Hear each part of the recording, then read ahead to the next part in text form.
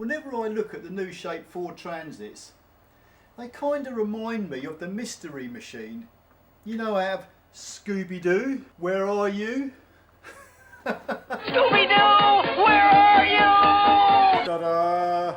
Actually, apart from Ford Mondeos, we've got Ford Transits here as taxis. I think these Ford Transits are quite pretty vans, but the problem is they say beauty's only skin deep, and my videos don't exactly talk about much that's good. So I guess over time I'll be showing you what's crawling beneath the skin of these Ford Transits. But for today, nothing too serious, just an inconvenience. The side repeater that's fitted to your driver's door mirror wasn't working. So after realising the bulb was okay, but there was no live going to the bulb to make the indicator work in the first place, I pretty much knew we had a wiring problem on our hands. So to cut a long story short, I found broken wires between the driver's door and the A-pillar. Unfortunately, there's no room to get in there and do anything about it.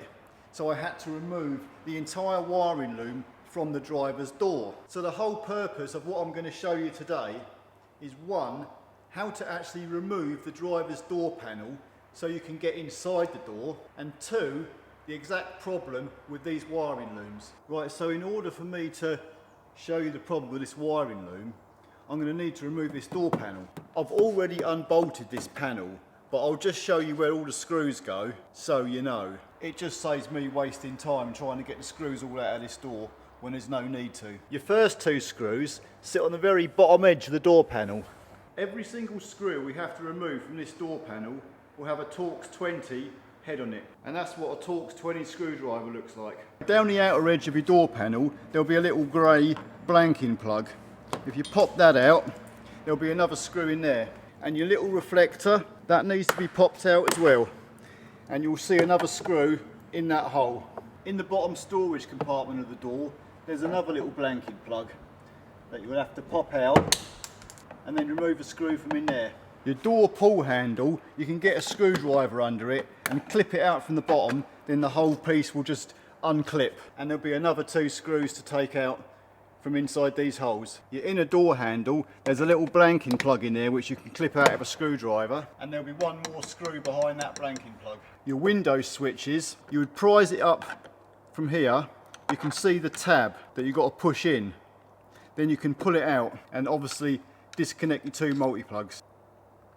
And then there's one more screw behind that switch pack. Okay, at this point you just need a good trim tool, and you can just get it between the door and the panel and pull the clippers off. Just bear in mind these clips can be pretty tough, so you'll have to give them a good lever. And once you've gone all the way around the door panel, popping your clips off, then the door panel will pull forward. When I remove this door panel off its clips, the inner door handle cable is still attached to the inner door handle, so we have to unclip that. In order to release this cable from the door handle, you just basically pull this tab back like so, then the whole cable just lifts straight off the door handle. Really quick and easy. And pull off any wiring connectors that are still attached to the door. Then you can remove the panel. I just wanted to point out on this door panel, there's these big pegs that push into the door to locate the panel, and there's like three of them. There's one there, another one down there, and another one over there. There'll be about 4 screws holding your speaker onto the door, and you really need to take your speaker right out. And you'll need to pull this piece of trim out of the way. You'll probably have to cut it along where it's glued on, and then just pull it down. I've already removed the wiring loom from this door. Obviously the wiring loom will be connected onto your wiper motor, your door latch, your mirror. You'll just have to unplug all the plug connectors and unclip it where it clips in along the door. So what I'll do, I'll show you the wiring loom on the bench. That way it will make a lot more sense, me trying to explain how the loom actually comes out of the door. Okay, to start off with, where this loom goes between your A-pillar and your driver's door, you've got the flexible part here. This is where it bends and twists where the door opens and closes. This is where our problem is. But first of all, you need to remove this block connector from the A-pillar. And you'll see there's a little tab there at the top. you've got to get a screwdriver behind this bit of rubber and push that tab in.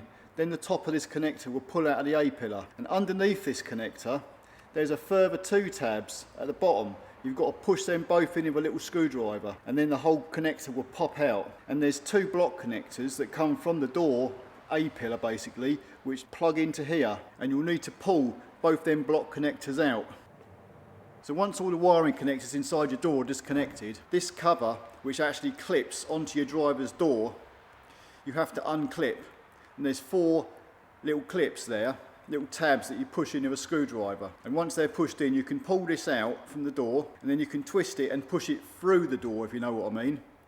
Then you pull this whole piece here inside the door, and then out through the inside of the door. So you see what I mean? Once everything's unclipped, you'll then pull the whole loom out from inside the door like that. Right, let's get to the interesting bit then. This rubber boot, you'll pull back and pull it down. Yeah!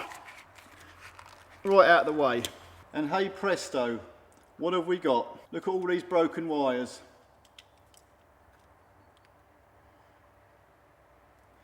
Fan-bloody-tastic. Oh, and just a note here, you'll notice all these wires are all black and they've all got paint dashes on them. But because the whole loom's taped up, you're not going to know what wires are what. So if you've got multiple black wires, which are all pretty much the same size, all broken, you're not going to know what wires they connect up to. You notice how things like Mars bars have got smaller over the years? Well, I think the wiring on these transits, all being black wires with just a quick paint dash on them, I think it's very cheap. Cheap and nasty to produce. And considering this transit is a 2017 with 61,000 miles on the clock, and there's half a dozen broken wires in this loom already, I think that's a bit piss poor if you ask me. But from what I found out, these wiring looms are a very common problem and they break a lot. We have spoken to a technician from Ford who has confirmed that these wiring looms are quite a big issue. And I know this transit is obviously a taxi and the driver's door is going to be opened and closed a lot of times, but nevertheless it's a 2017 model with 61,000 miles on the clock. Yeah, we've only got 4 of these transits, but I can see me changing all these wiring looms. So if you own one of these Ford transits and you open your driver's door quite regularly, why wouldn't you? You're not exactly going to climb in through the bloody window, are you? Yeah, well anyway, the long and the short of the matter is, if you start finding things in your driver's door stop working, I can pretty much guarantee you're going to have broken wires in this loom. Anyway, whatever. This is my first video on the new shape Ford Transits. I will be bringing you more, because no doubt there's going to be numerous things to talk about with these transits. Till the next time, see ya.